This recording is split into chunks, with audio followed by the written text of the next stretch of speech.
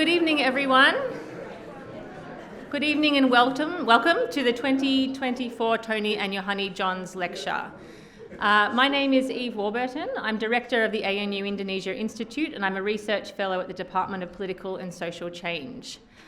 I'd like to begin first of all by acknowledging that tonight we're meeting on the lands of the Ngambri and the Ngunnawal people, and I wish to pay my respects to their elders past and present.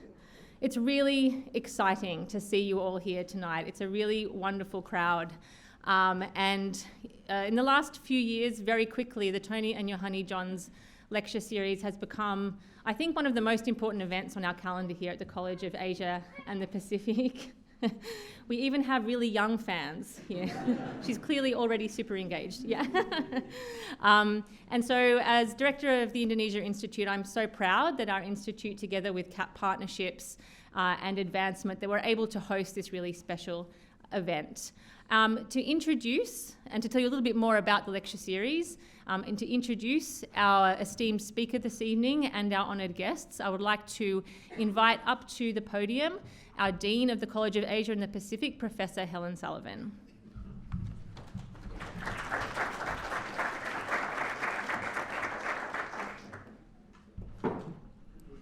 Thank you, Eve, and good evening, everyone. I'm going to be very brief because I know that everybody is here for our fantastic guest speaker. As I begin, I'd also like to acknowledge the first Australians on whose traditional lands we meet and pay my respects to elders past and present, and acknowledge that this land that we live, work and play on was never ceded. It's my absolute pleasure to welcome you all here in my capacity as Dean of the College of Asia and the Pacific. And I am particularly delighted to welcome our special guest, Leila, who is here this evening to deliver the 2024 Tony and Yohanni Johns Lecture. I would also like to extend a special welcome to our guests of honour for tonight, the Indonesian Ambassador to Australia and Vanuatu, His Excellency Dr. Siswo Pramono, who is a very good friend of the ANU and indeed of the College, and Her Excellency Damasia Pramono.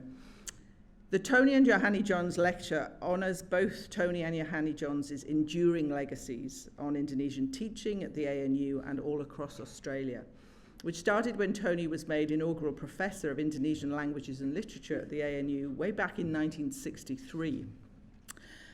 Unfortunately, Professor Tony Johns can't be with us this evening, but we are incredibly fortunate to have members of his family here, and it is wonderful always to have them here.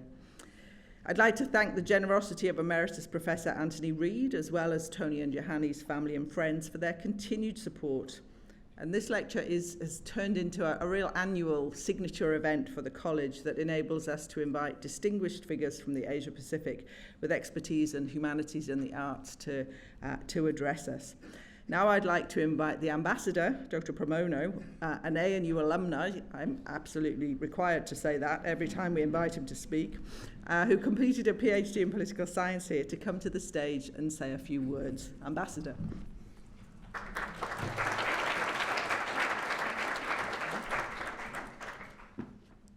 Thank you very much. I would like to join Eve and Professor Ellen to first recognize the Ngunnawal people, the custodian of the land we gather today, and pay respect to the elder, past, present, and emerging. Yang kami hormati Mbak Eve, Professor Ellen, Michael and Monica Johns, and Mbak Leila Chudori. This event, Tony and Yohanni's lecture, is timely and important. We need to continue the legacy of Pak Tony and Ibu Yohanni, the pioneers of Indonesian culture and language study and teaching at the ANU, and I believe also in Australia. I would like also to express thanks to our happiness to have Mbak Leila Chudori comes with us, and we're going to share it with us the lectures on question of truth. I believe the lecture is not only interesting but also relevant. We are now striving to save the spirit and the commitment to promoting Indonesian culture and language teaching and learning in Australia. We are now in the challenging time. Many Indonesian class and extension class has been closed.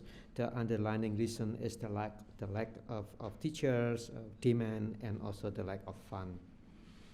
Together we can overcome this we are still, we believe that there are still people who are committed to promote the study. Many of them are in the federal government, in the state, in the school, in the community, who are ready to help us and work together with us.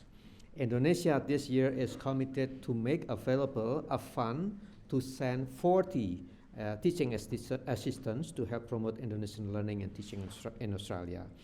Indonesia is also committed to upgrade 100 language teachers all over the world, and we have allocated 20 positions for Australian teachers. This program will be organized in Indonesia, in Yogyakarta, and is fully funded by Indonesian government. We would like also to thank all those in Australia who are striving for Bahasa Indonesia, the Balai Bahasa Indonesia, Indonesian Language Teacher Association, Australian Indonesian Association, TANU, and other university and educational institutions. Our gathering today is to recognize the excellent work of Pak Tony and Ibu Yohanni. Your excellent work set an example to all of us to follow suit. But I also believe that this gathering will ignite our determination to promote Indonesian language and culture in Australia.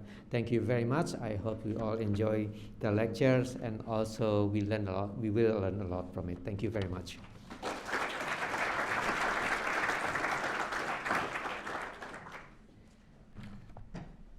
Thank you so much, His Excellency Dr. Pramono. So it's a real honour to be introducing our esteemed speaker this evening.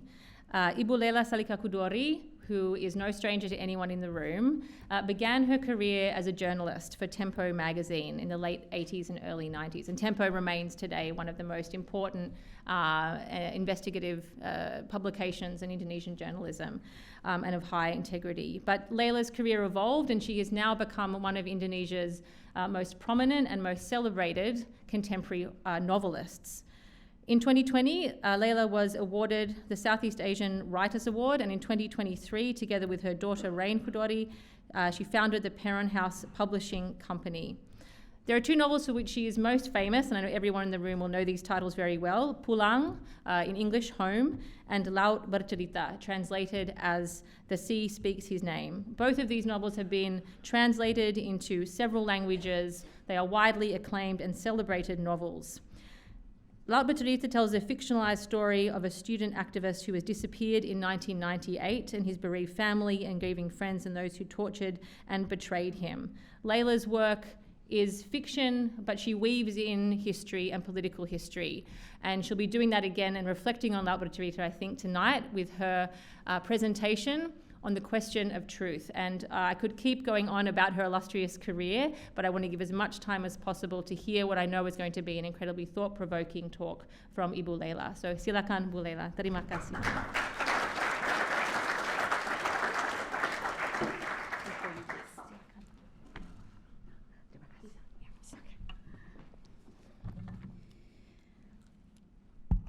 Thank you, Eve. Thank you, Helen, and Bapak Pramono. Right? Good evening. Assalamualaikum warahmatullahi wabarakatuh. I came to Canberra in 1963 as a baby, of course together with my parents, my brother and sister, until I was 4 years old, I think. So I didn't really remember anything about Canberra.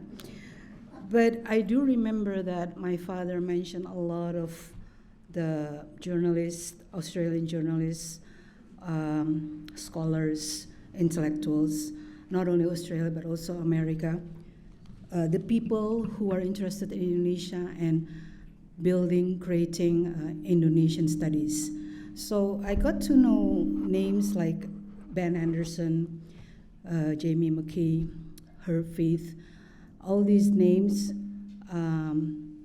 that I later on get to know from their books, and then when I start studying in Canada, I got to know them personally, not anymore as the daughter of.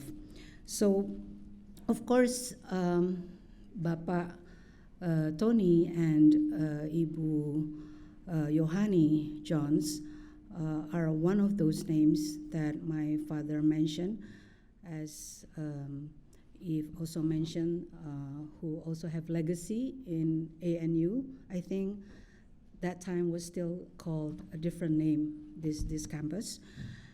So I could mention that these names, these people, are not only important as an anchor in my intellectual life, an anchor in my novels, because people like them, including Tony Reed, of course, are people who I read and it inspired me, and it became a part of my books, especially the historical novel books. And not only that, these names became like a family friends. So I would like to thank you, Eve Warburton, because this is the first time I came here again after 2017. I was expecting to meet Bapak Tony and Ibu Yohanni, but maybe one day I can meet them, because I really would like to thank them, because when we came here, my parents and my siblings met them also with other Indonesian scholars here. My first thing that always haunted me when I write my novels, and when I was a journalist from 1989 to 2017, 28 years in Tempo, is about why is our trust in Indonesian history is so fragile. This question is asked by the high school history teacher in my last novel. It's called Namaku Alam. It's a spin-off of my other novel that Eve mentioned, Pulang. Namaku Alam is inspired a lot by Professor Anthony Reed and David Marr's work. It's called Perception of the Past in Southeast Asia. This is anthology of essays of a lot of Indonesianists that talks about how history is written in Southeast Asian countries. At the heart of this book is there's a significant question.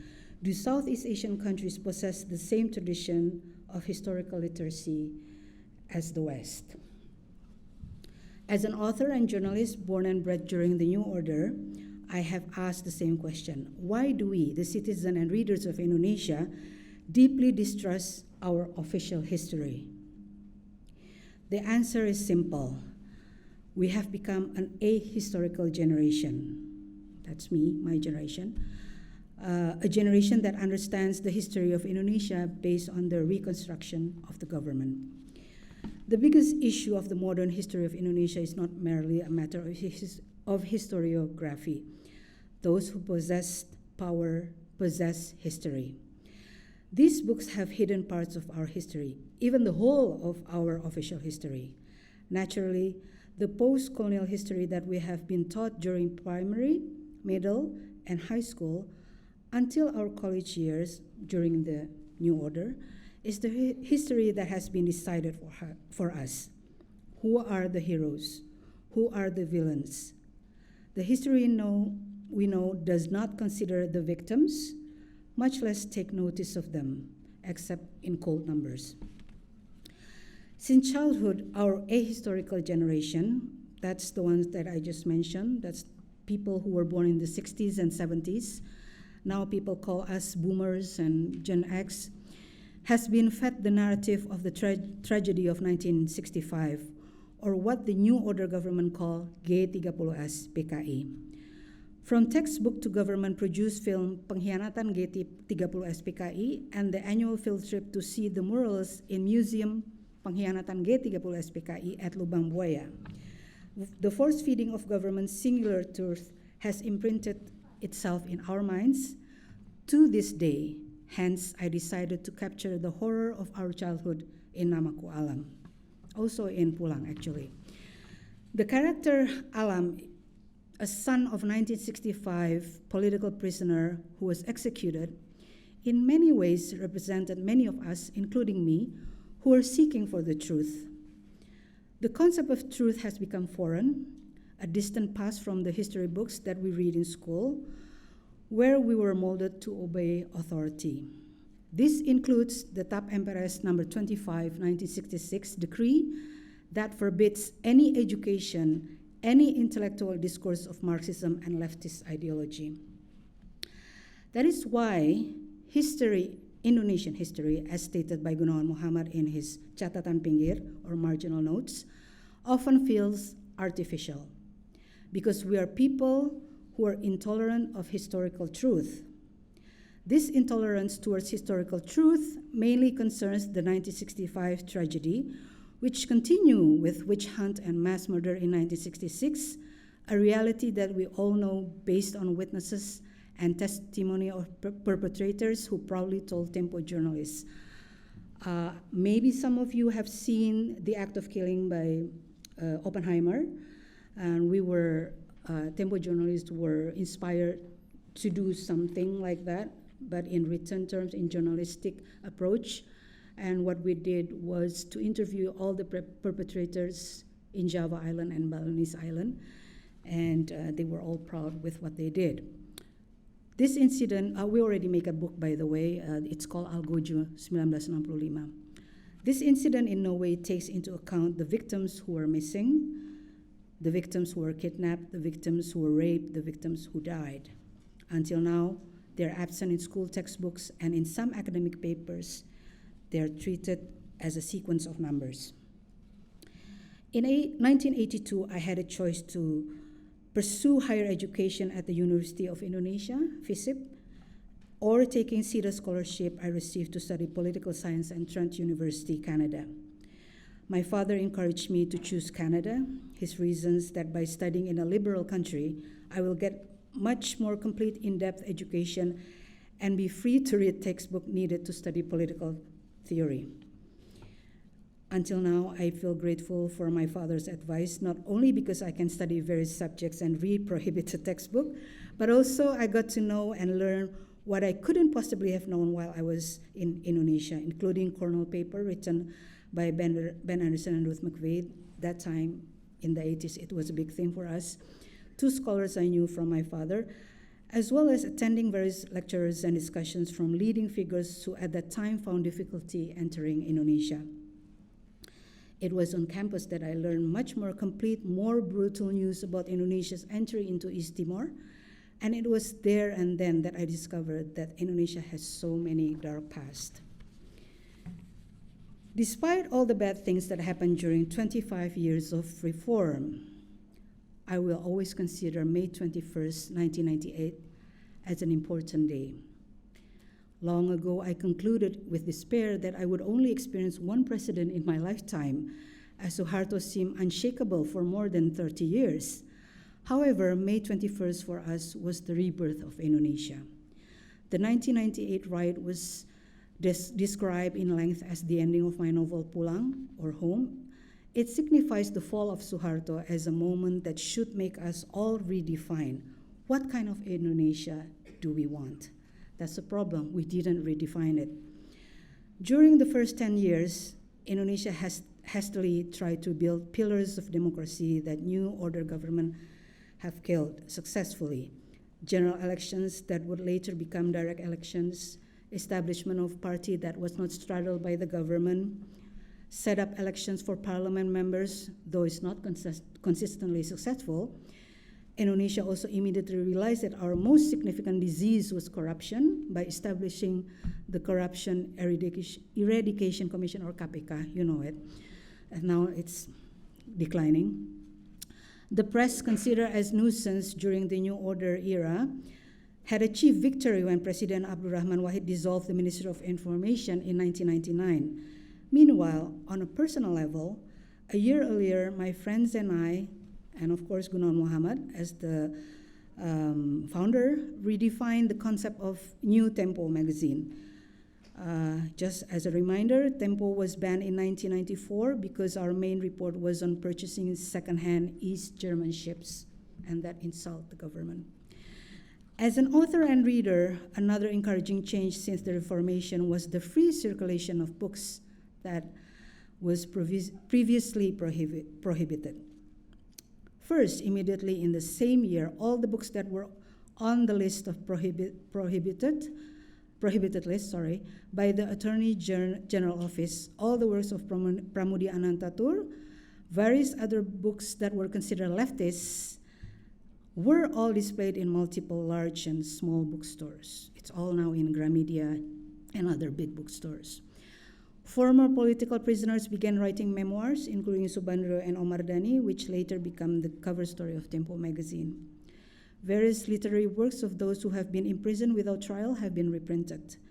An exhibition of paintings by artist Lekra was held. Tempo magazine annually published special editions on 30 September theme, namely featured Tan Malaka, Aidit, Nyoto, Kamaruzaman, History of Lekra, Story of Tapol Families. We need to remember, though, at the time the authority of Attorney General Office was still in force, so don't be surprised that, or please remember, in 2009, the book by John Rosa, Pretext for Mass Murder, was banned. Meanwhile, on a personal level, several times our office was also attacked. So, unfortunately, in many efforts to establish the foundations of democracy, we then realized how great and gigantic the damage that has done by the new order. We often forget that events May 21st in 1998 were signified only by the resignation of the president. But the system and the political culture tradition he built over 32 years, including 7 major human rights violations, which to this day have led to impunity, are still in force. One of which is because we never want to visit or acknowledge various bloody events in Indonesia. Never mind the chaotic events in 1998, where the starting point for the Reformation happened. So many historical writings, including 1965 tragedy, has not been revised at all. With the free distribution of books and press, and later the explosion of internet and social media revolution, and then we start to get to know the millennial and Gen Z, challenges to rewrite and revise our official history become intense. Many questions have been raised. How long will lessons in Indonesian school continue to maintain the new order version of history? I'm starting to wonder if we will become a nation that pretends that mass murder during the new order never exists. Who are we? Is it true that Indonesians are people who kill easily and have no regards of human lives? How long will Indonesian people always have to wonder what happened after September 30th, where the witch hunt happened and killed more than 500,000 people? Having said that, I still want to give credit to the brave groups of Indonesian historians who had the initiative to revise the government version of history. There was one point in our lives that they tried to do something, and maybe some of you remember that the official history and power of the new order was immortalized through 2 books of white papers on the 30th September movement. And this became the reference for elementary, middle, and high school history curriculum, and also university curriculum. At the beginning of Reformation, the historians expressed a desire to improve this by building a history curriculum until KBK. If we translate it literally, means competency-based curriculum. It was prepared in 2004.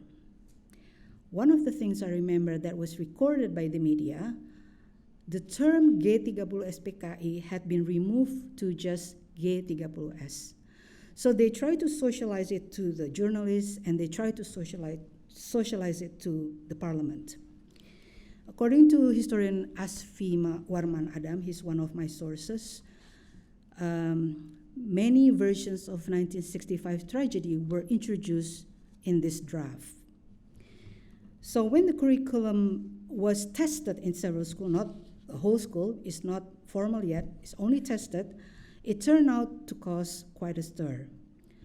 The political figure, some members of the parliament raised objections to the new version of 1965 history curriculum. And moreover, the curriculum committee were reported to the prosecutor's office. They were being summoned and questioned by the prosecutor's office, although they were not punished. This was one of example of how the New Order nails still have strong grip, especially in the face of attempt to rewrite the history. Hence, the effort to make Indonesia a literate, educated, civilized country is still a dream. It's still a long way, because the decision to rewrite our history curriculum in Indonesia is not an academic exercise. I think it's more a political action.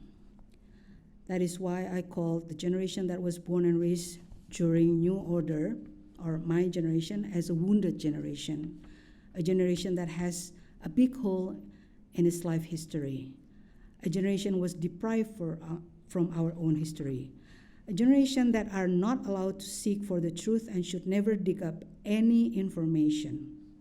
And because the human rights violation that take place in modern Indonesian history, which President Joko Widodo acknowledged a year ago, have never been resolved in an orderly manner. I'm afraid that bloody events like 65 or 1998 can easily happen again. In Indonesia, the perpetrators in most violent incidents were hardly required to be held responsible. In fact, at one point or another, they can even enter the world of politics and hold public office. In 2017, after several years of research, the novel of Laut Bercerita, or The Sea Speaks His Name, was launched along with a short film directed by Prita Gita Arianegara at the French Culture Center. That was the formal launch, but before that we discussed it right here in this building with Mas Amri and also Danang, and we also discussed it in Melbourne. So Australia got the first taste, actually. As with my previous work, I always start with character creation. This is just to explain that, you know, I'm not a historian, obviously, I'm a writer, so I'm always interested in building a character. My muse is always a character, not an event. My meeting with Bapak Umar Said, Sobron Aidit, JJ Kusni in Paris, also my friendship with Bapak Amarzan Lubis, he's ex-political prisoner in Pulau Buru. They all have inspired me to write Pulang. Meanwhile, Laut Bercerita was inspired by 3 of the 22 victims of 1998 kidnapping: Nezar Patria, Raharja Walyojati, and Mugianto. They were survivors, and they're the ones who told me the whole story. Of course, Indonesians have read their testimony in Kontras and Komnas HAM, but I interviewed them more about the personal feelings and their personal life and their family, like more into the feature of featuring them. Similarly to my creative process in writing Pulang, Laut Bercerita aims to write the story of these characters who are full of life with historical element attached to them. For those who haven't read it, apparently Eve already mentioned it, this novel tells a story from the perspective of an activist who was kidnapped, held captive, tortured, and ended up dying while his family and friends were still waiting for his arrival. For those who haven't read it, the name of the character is Biru Laut. So Laut Bercerita has double meaning. It's Laut is telling stories, and Laut, the sea, is also telling stories. In the first years, such as response of readers to novel Pulang, the response to Laut Bercerita by adult readers, my generation, boomers, and X generation who were born in the 70s were great. Reprints took place almost every month, and the word pours in. But this is what I call strange, well, we all call strange, that after getting to know the Indonesian book industry, I thought that the lifespan of Laut Bercerita would be around a year or 2. That's how it works in Indonesia. That if you have a book, maybe, you know, only for 1 or 2 years, they can be in a bookstore. Or maybe you can stretch it to 3 years if the story get an award or made into a film or series. But this novel turned out to have its fate. Until now, it's still the 10 10 best novels that people still buy until now, which is really strange. I'll tell you how it turned out really different from my other novels. In 2019, the following years, the publisher Kepustakaan Gramedia, my publisher, and the entire book industry started to feel that there's something different, because it's not only every month, but every 2 weeks, this novel was reprinted. Not only 5,000, sometimes 10,000. I'm sorry that I'm talking commercially here, but it is strange. This is really strange. I'm not even enjoying it. I'm just really like, why, you know? When the millennial generation began to raid their parents' bookcases, a miracle happened. They read, they became interested in their parents' books, and they discover the history behind the story of Laut Bercerita, or The Sea Speaks His Name. Now, this is the surprising result, the difference between the Generation X and boomers. Millennials and also Generation Z, they create a history discussion based on Laut Bercerita. They are also busy chatting and debating about the plot, the characters, and the history in their familiar forum, social media. Okay, that's why I'm really separating the difference of response between the generations.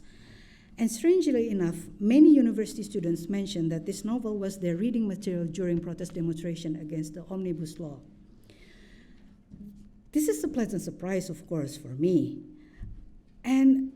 But of course, we all question, like, why? Like, I also have another historical fiction before. It's called Pulang. And it wasn't, well, it was a bestseller, but not like this. And then pandemic happened. Now, this period of confining us within the four silent walls has finally made books, music, and Netflix as a way to stay sane. Laut Bercerita has become an endless topic in so many online forums and so many discussion, also formal discussion from campuses, like they would invite me through Zoom because, you know, it's pandemic.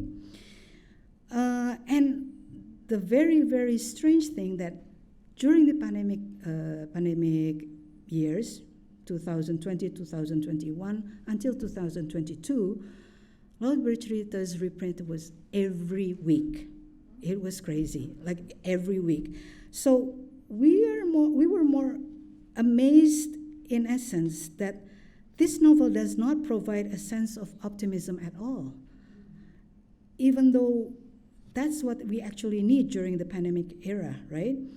And this time, Generation Z became the readers, and the magic peak when reprints take place, 10,000 for every week, and that's hardly something that happened to other. I don't want to talk about other people, but to my other novels. As a note to this day, after 7 years of Laut Bercerita, we have reached 74th reprint. Just a comparison with novel Pulang. Pulang only has reached 26 reprints in 12 years. So many publishers contact me and they offer collaboration if I say no, and then they will ask, could you please tell the secret?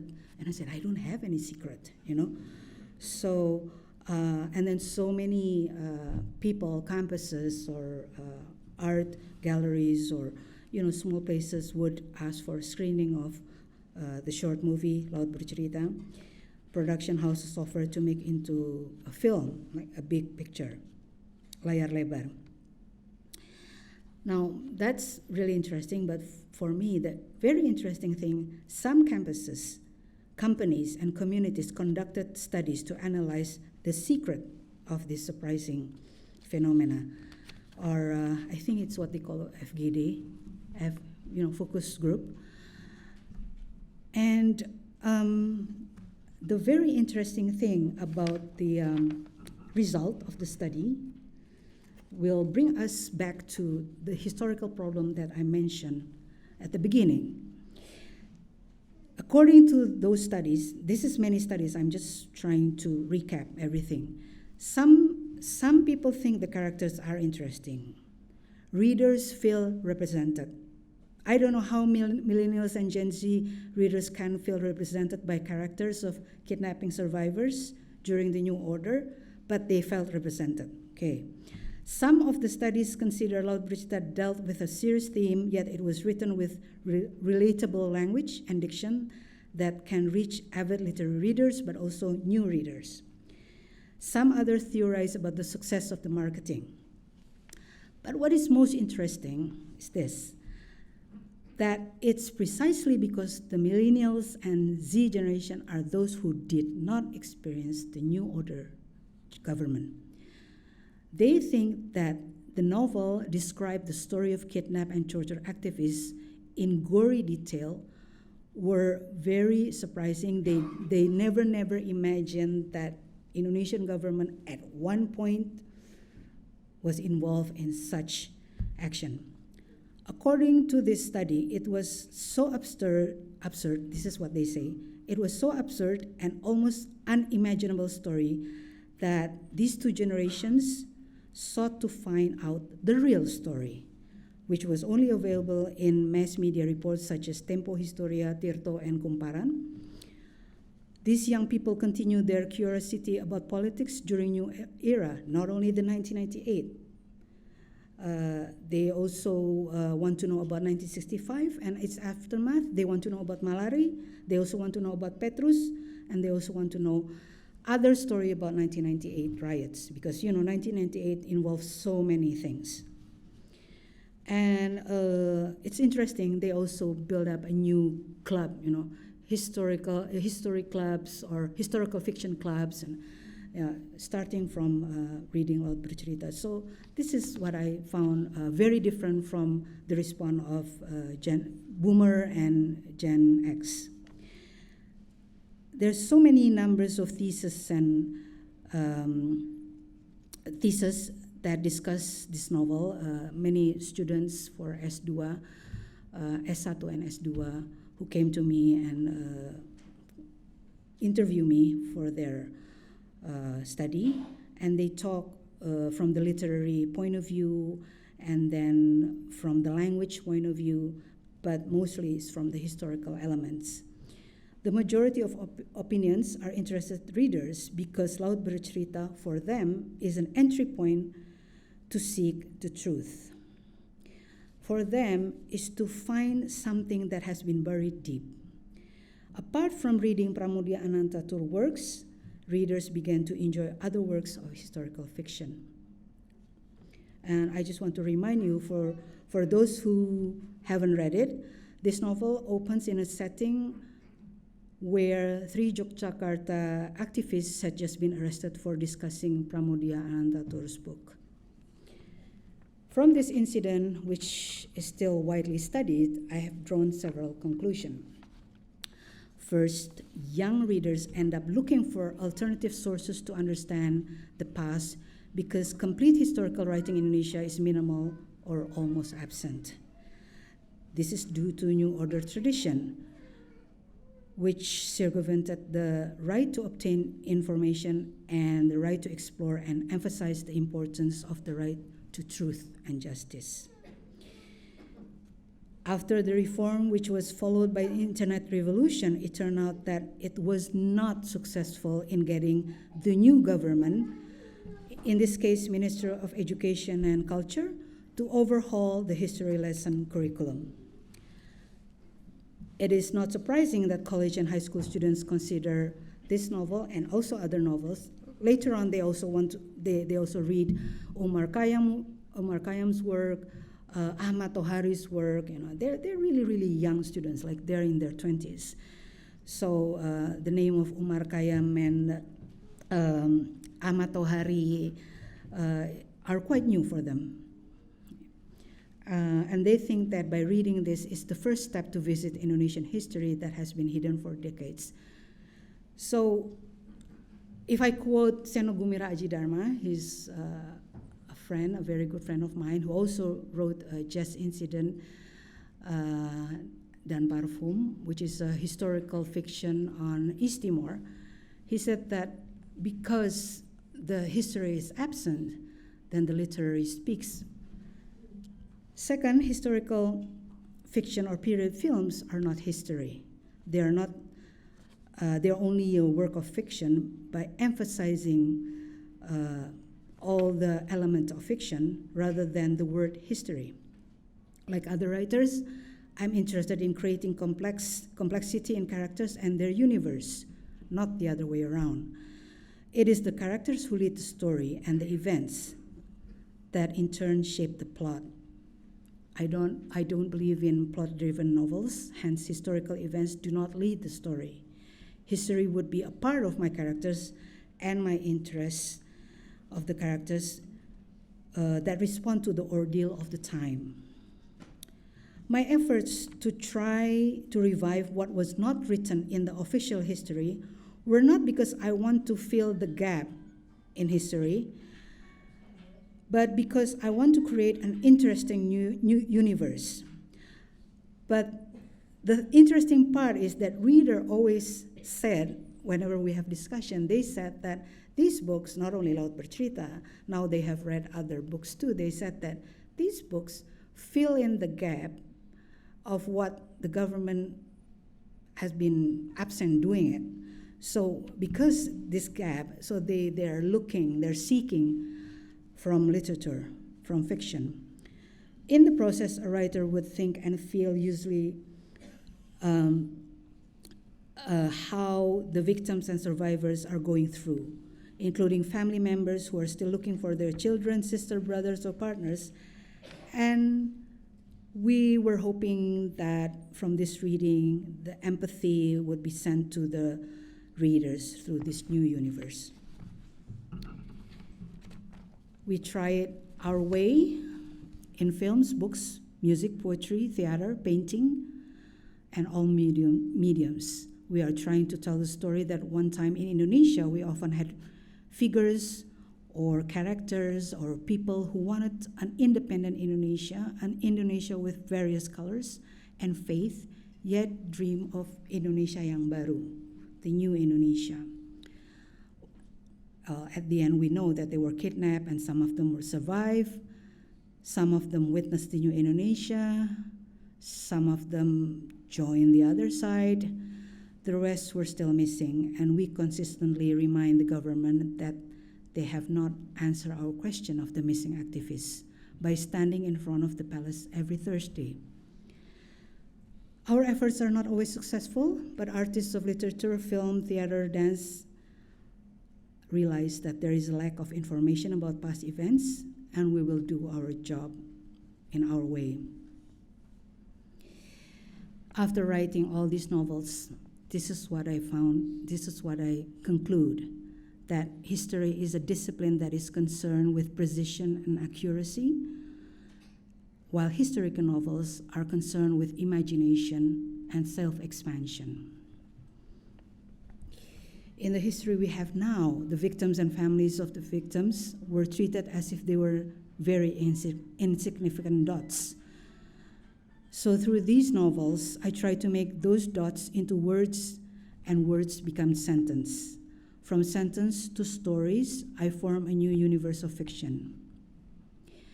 In one of the discussions of novels Pulang and Laut Bercerita, one of the sociologists, Robertus Robert, said that historical fiction, like these two novels, of course, cannot be treated as historical documents, but it is the spirit of the novel that describes the spirit of the era. In closing, I do not want to create an atmosphere of doom regarding what will happen in the future, especially October 20th. If 25 years of reform have not been able to make us, both government and society, acknowledge our dark past, I'm not sure whether we could ever hope whether there will be any interest in rewriting or completing or even just discussion of Indonesian history. With the decline of democracy, the rise of sectarianism, conservatism, and the latest election result, I think many of us, writers, journalists, all artists, and academics are facing a very big challenge. I could say, though, in the next 5 or 10 years, all of us, artists, scholars, will find intensity in our use of allegory, wordplay, rhythm, because those are our weapons we can use to build a creative work in order to seek the truth. I'm certain that history of modern Indonesia, which is buried in this nameless grave, one day will excavated, studied, researched, and written with full awareness and humility by a newer, more intelligent, and more mature generation. Thank you.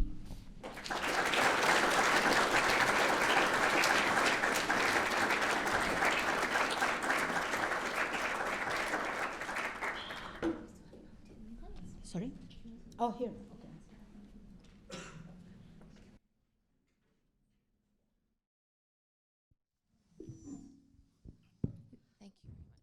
Thank you so much, Ibu Leila. The audience is very diverse, both in terms of background. There are scholars here, there are people from the literature world as well. And as you can see, there's a big generational cross-section as well. So I'm sure that we have many questions from people. Please feel free to engage with Ibu Leila's really thought-provoking discussion tonight, or for people who perhaps have a particular question about her work, her novels as well. Silakan, please. Arum, silakan. And then we have one here, yes. Thank you, Leila. Actually, I have some questions from our followers in social media. Oh, thank you so much. So first of all, what do you think the next generation will think about the upcoming resurgence of more authoritative government? And do you think, is there any particular piece of Indonesian history back then and contemporarily that is particularly interesting to be fictionalized? So those are the questions from our followers on Instagram. Okay. Thank you. Silakan, Bu, kalau mau langsung. Wow. Yeah. I seriously think that all of us, well, not all of us actually, some of us are still wondering what's going to happen after October 20th. That's why I said that, well, for writers, maybe we have to go back to our new order way of writing, use a lot of allegory and a lot of, there are some ways, because I'm sorry to say Indonesians are not really big readers. We have 280 million people, and I don't know how many people who really read. I don't want to be ungrateful that because I do have my readers, but considering how many, 280 million, I don't think we are big readers compared, say, to India, for example. I went to India and a lot of high school students already read my book. And that's like far away, So I'm not worried about literature, for example, because not many people like to read in Indonesia, I'm more worried about art that is visual. It's because, more people prefer to read, to enjoy visually, especially now we have platforms and you can watch anything in your handphone. That's going to be a big challenge for filmmakers or for anything visual, like even on stage, art on stage, we have more challenge to present it, yeah. I'm also more worried about my colleagues in journalism. They already have challenge because of the digital, the print is declining and everything, and now we have the government, we are questioning what's going to happen. Like, what's the first step they're going to do? What's the first 100 days? And there's going to be a lot of political move, after the October 20th. We believe that's going to be, so they're going to be, the elite is going to be busy with themselves for the for the first 3 months. That's what we think among the journalists. But you're asking about what kind of historical events that would I write as a fiction. Well, right now I'm still busy finishing the second part of Namaku Alam, because I wrote the first part and now I have to finish the second part. I still have several other novel to be. I have some ideas. And of course some of them are historical. But believe it or not, this is not because of the result of the election, okay? I'm interested to write. No, it's true, because some people said, "Oh, is it because the result of election now you're not writing Indonesian modern history anymore?" And I said, no. I've been interested in writing a novel on the when Indonesia, well, not Indonesia, Nusantara was still in the 13th, 14th century. I've been doing a bit research on that, just a bit. I still have to do a lot of research on that. But yes, I'm still doing the Namaku Alam, so that's Indonesian modern history. Yeah. We have one more question. Oh, silakan. And then. Thank you.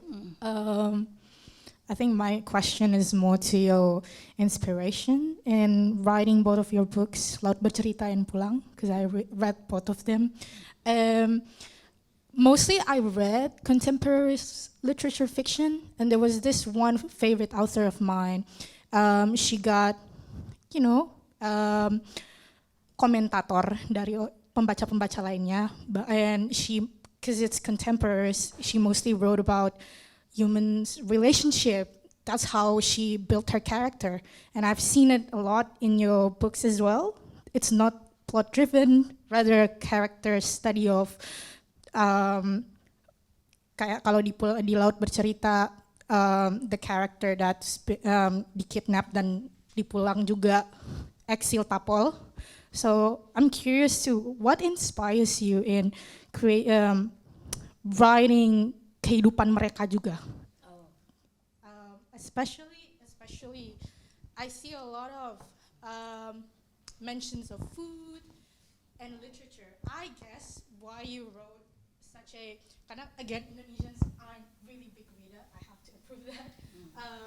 But there's a lot of literature books recommendations. I feel like when I read the characters, what they read, what they consume, and news and everything. So yeah, I wanted to know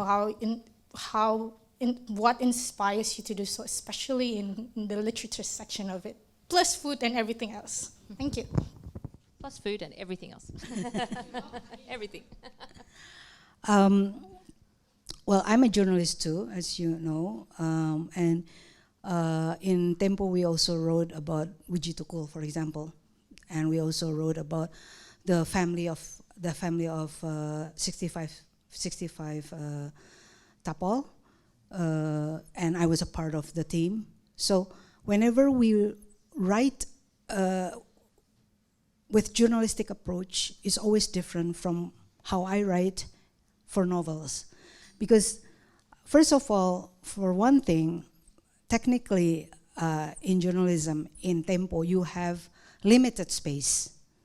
Yeah, you have limited space. So when we decided, let's write about Wiji Tukul. Okay, how many pages we have? Okay, we have 18 pages. So we're gonna write about his family, we're gonna write about how he was interested in perjuangan, and so on and so on. But one of the reasons why I thought I really have to write this as a novel, because when Nezar Patria, for example, this is one example, when Nezar Patria told his story when he was kidnapped, of course it was also limited to 3 pages. So it's only about the torture and the kidnapping, the day when he was kidnapped, and the torture and all the interrogation and everything. But that's it. So we don't know about why he was interested to become an activist. That's my question as a journalist and also as a writer. Why would anybody go down the street and risk their lives? Yeah. I mean, that's very fascinating for me. I'm a journalist, and being banned was already a big horror for me. In 1994, Tempo was banned, and we were jobless, and our name was blacklisted by the government. It was difficult to find a job for most of us. Because I was a writer, I still can write, fiction. But my other friends, it's difficult to write. So for me, that was already a horror. And this generation, X generation, they were born in the 70s. To me, they were really, really nekat. They were really, they were really strong, and they're brave, and they would go down. And it's not the first time for them to be caught, to be arrested, and to be tortured. So I was very interested. Why are you interested in doing this? I want to know. And how is your personal life? What did you do when you guys are? Do you have a love life? Do you have a social life? Like, I want to know everything. But I can't write that in Tempo, because Tempo is not interested in, personal life. Like, no. Because we are interested, but Wiji Tukul from the point of view of his, being an activist. But they're not interested in what Ibu Sipon felt. Ibu Sipon is the wife. Ibu Sipon felt when Wiji Tukul was arrested and missing. I'm interested in that as a writer. You see what I mean? Like, I'm interested in the human part. Okay, and then the other thing, I want to know, what do you read? What do you eat? When you were kidnapped, what did you eat? Did they give you food, real food? And said, oh yeah, they did. Are you allowed to go to the toilet, or did they? I'm interested in their daily life when they were kidnapped, and I was interested to know how they live before and after the kidnap. So, because I want to know the complete story. But for Tempo, for being a journalist, you have a very limited space, and we're not really into the personal things, because, you have to be very, not cold, but, a little bit berjarak, what is it, distant. You have to have distance with your subject. Whereas as a writer, no, I don't want to have that distance. I want to feel what my subject feels. And that's why sometimes when I write, I always tell people in my discussions of Laut Bercerita, a writer is, in film, it's like the director and the actor. Because the director is the one who, because, we're also doing the plot, we're forming the plot, but I also feel like the actor, because I always have to feel like Laut, I have to feel like all the characters. I have to imagine being a guy, 23 years old, how do you feel, How do you feel when you're in the middle of this, being, you're active, you're arrested, but you miss your girlfriend, for example, you miss your mother's cooking, and so on. How do you feel that? So you become a director and an actor in writing a story. The difference with filmmaking is that we're doing it solitary, just alone. Like, we don't have a group of people.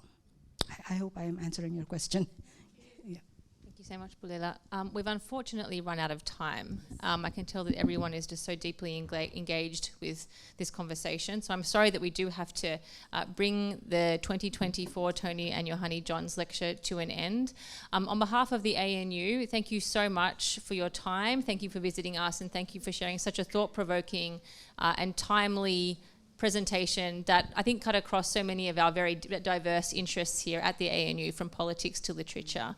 I would also like to take this opportunity to thank CAP Partnerships team, Yan Hong and Hatiza, for all of their hard work. Nuka, our Deputy Director as well, and Ellie, our other Deputy Director. We've all worked very hard to bring this together.